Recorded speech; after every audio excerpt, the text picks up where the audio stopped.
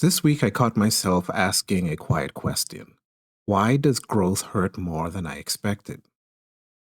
When opportunities started shrinking, relationships shift, comfort seems to disappear, and certain things that I used to rely on just dry up.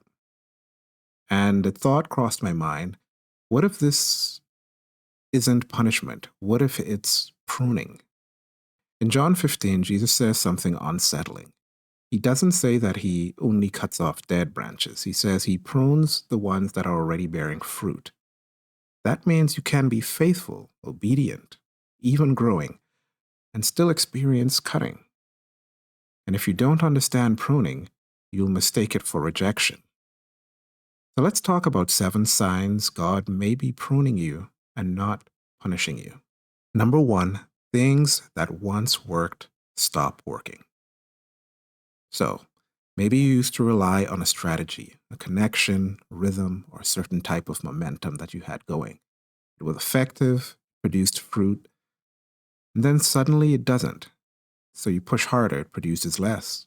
Frustration rises, confidence dips, and you wonder, what are you doing wrong? But pruning actually removes what once worked, so something better can grow. God will sometimes dry up yesterday's success so you don't camp there permanently. If it still worked, you wouldn't move.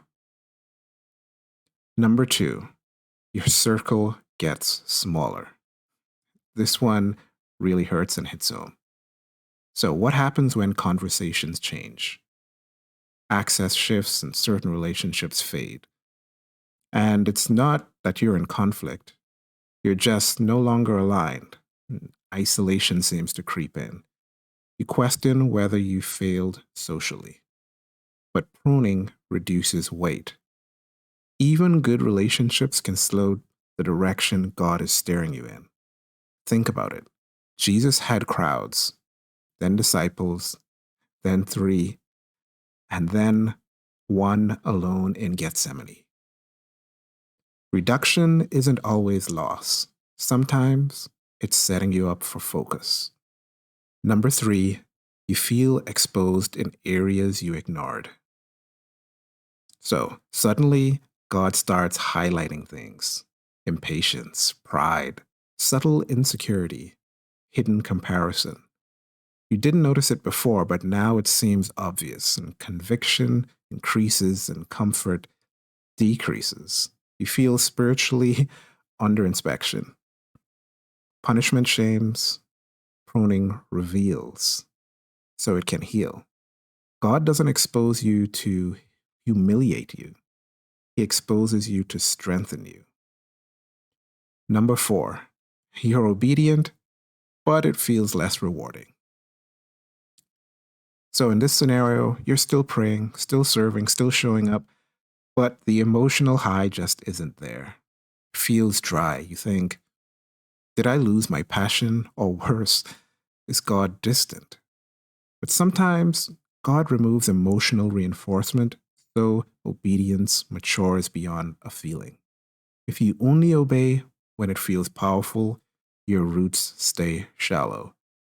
Depth often grows in dryness. Number 5, doors close that you prayed would open. This is probably one of the hardest ones. You may have fasted and prepared and stepped out in faith, and the opportunity just shuts down. You're played in your mind, you question your discernment, you wonder if you missed God. But pruning doesn't remove your future, it protects it. A closed door can prevent a misplaced attachment. God sees what that opportunity would have shaped in you in the long term. Sometimes protection feels like disappointment. Number 6, your motives get tested. So, in this scenario, you start asking deeper questions. If no one ever noticed this, would I still do it? If this never becomes visible, is it still worth it? If this grows slowly, will I stay faithful? Pruning confronts why you started. because success can hide mixed motives. Delay reveals them. And when motives purify, capacity increases. Number 7, you feel both weaker and stronger at the same time. This is the paradox. Your confidence in yourself decreases, but your dependence on God increases. You feel less self sufficient, but more prayerful, more aware of your need. Your ego shrinks, but your faith stretches. And strangely, you're becoming sturdier inside. That's pruning. It removes surface strength so deeper strength can develop. So, punishment pushes you away from God, pruning draws you closer. Punishment produces fear, pruning produces fruit. And here's the part we miss: pruning is proof of life. Dead branches aren't cut back to grow, living ones are.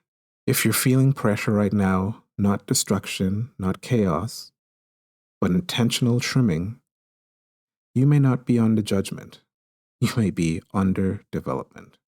I don't know what feels like it's being cut back in your life, but before you label it a loss, ask whether it may be love, because a gardener only prunes what he plans to keep. And if God is trimming something, it's because he sees growth coming that you can't see yet. Stay rooted, growth is coming.